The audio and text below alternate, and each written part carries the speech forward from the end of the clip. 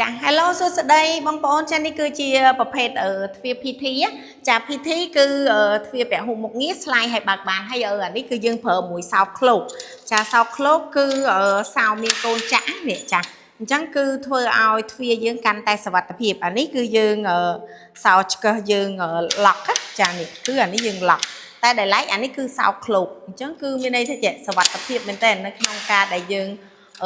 ចាក់ចេញទៅក្រៅផ្ទះអីអញ្ចឹងងាយស្រួលប្រើហើយ PT ជាទ្វារពហុមុខងារស្លាយឲ្យបើកបានចានេះមានបូម smooth អញ្ចឹងចាហើយយើងបើកបានយ៉ាងទូលាយគឺរហូតដល់180ដឺក្រេបងប្អូនPT ជាទ្វារពហុមុខងារស្លាយឲ្យបើកបានចានេះគឺជាប្រភេទទ្វារដែល smooth មែនតើណាចាមានបូមនេះគេពេលយើងទាញបោកយ៉ាងម៉េចក៏វានៅតែចា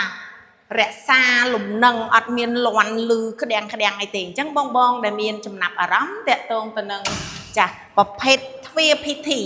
ចាស្លាយឲ្យបើកបាន smooth មែនតើណាគឺបូមបែបហ្នឹងចាបងកុំភ្លេចណាតំណែងតំណងមកក្រុមហ៊ុនរបស់យើងខ្ញុំស៊ីវ៉ាយនៅលើផ្លូវ217ខណ្ឌនគរជាប់រៈ